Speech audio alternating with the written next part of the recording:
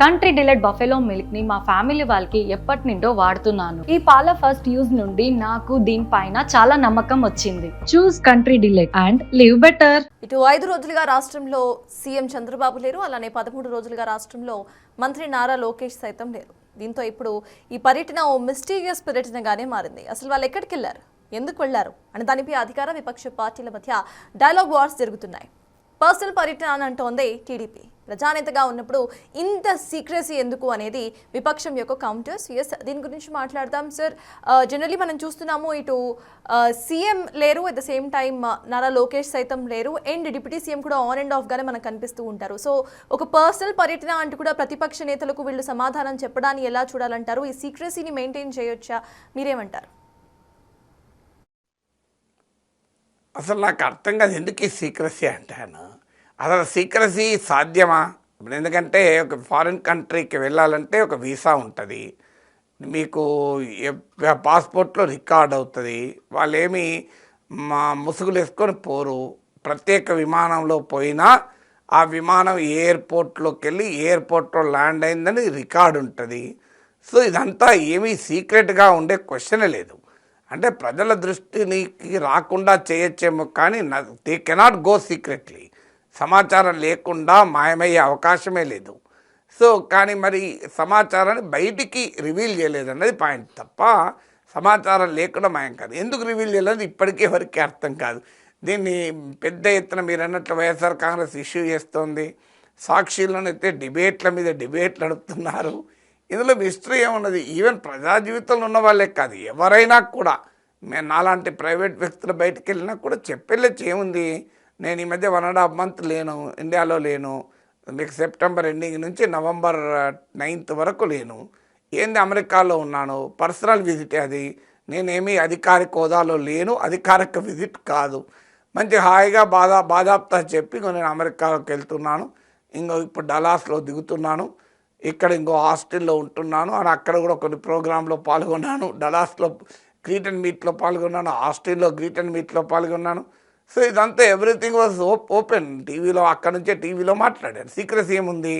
Private వ్యక్తులకు okay, బయటికి చెప్పాల్సిన ఆబ్లిగేషన్ లేకపోవచ్చు, కానీ పబ్లిక్ లైఫ్లో ఉన్నవాళ్ళు ఎవరు ప్రైవేట్ వ్యక్తి కాదు. ఈవెన్ ముఖ్యమంత్రి, ఉప ముఖ్యమంత్రి, మంత్రే కాదు, నాగేశ్వర్ లాంటి కూడా ప్రైవేట్ అంటే ఏముండదు. When I mean public life, నేను మీడియాలో ఉన్నాను కనుక నాకైనా బాధ్యత ఉంటుంది. నేను ఒక రహస్యంగా ఒక 2 నెలలు కనబడకపోతే ఏంది సార్ కనబడతలేదు, టీవీలో విశ్లేషణలు ఆగిపోయినా ఎక్కడున్నారని అడుగుతారు. అంటే నన్నే అడిగితే ఇక మంత్రి అడగరా?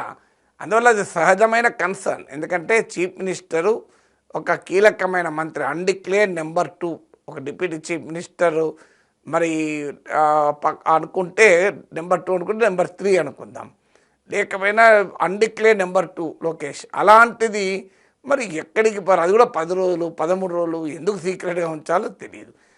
దానికి అభ్యంతరం చెప్పాల్సిన అవసరం కూడా ఏమీ లేదని నా అభిప్రాయం. ఏమైంది వెళ్ళకూడదా?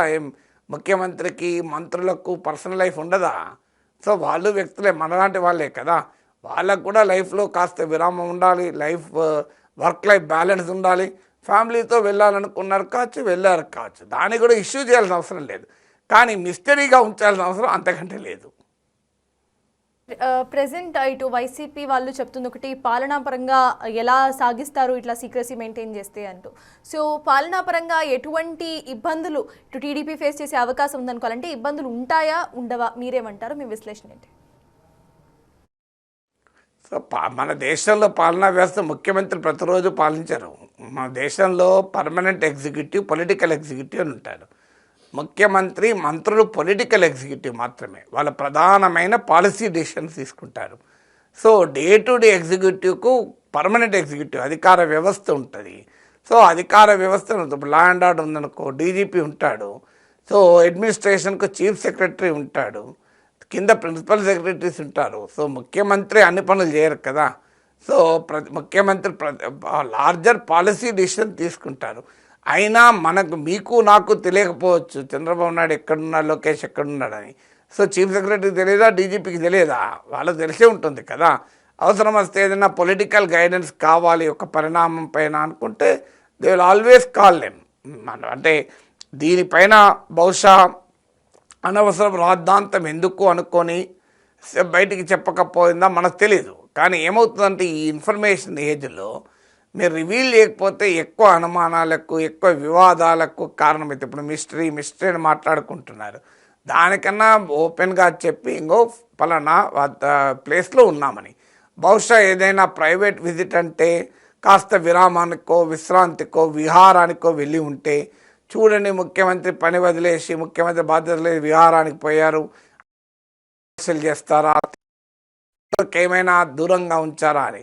అల్టిమేట్గా నా పాయింట్ అది ఏంటంటే చంద్రబాబు నాయుడు లోకేష్ లేకపోవడం వల్ల ఆంధ్రప్రదేశ్లో పాలన స్తంభించిన, ఆంధ్రప్రదేశ్ ప్రజలకు తీవ్రమైన నష్టం జరిగితే అప్పుడు మనం వ్యతిరేకించాలి తప్ప, లేకపోతే పెద్దగా వ్యతిరేకించాలని అంశం లేదు. ఇవాళ కాకపోతే రేపైనా వస్తారు, బహుశా ఎప్పుడో ఒకరోజు చెప్తారు. అన్లెస్ ఆ క్యూరియాసిటీ ఎలిమెంట్ తప్ప ఇట్ ఈస్ నాట్ ఎ పెద్ద పబ్లిక్ పాలసీ డిజాస్టర్ కాదు, పెద్ద ఇల్లీగల్ యాక్టింగ్ కాదు. బట్ స్టిల్ అస్టరీ మాత్రం ఉండాల్సిన అవసరమైతే లేదు అనేది నా పాయింట్. సీక్రసీకి అయితే అవసరం లేదు.